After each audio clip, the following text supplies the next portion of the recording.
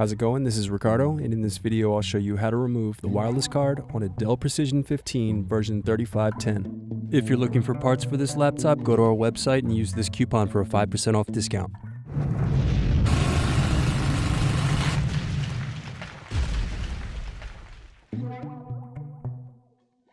First loosen screws, then use fingers to separate and remove bottom base.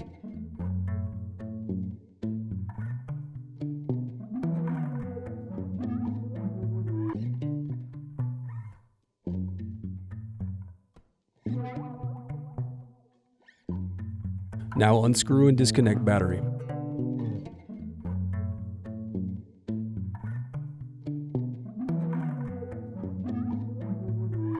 Now unscrew and remove bracket. Then disconnect and remove wireless card.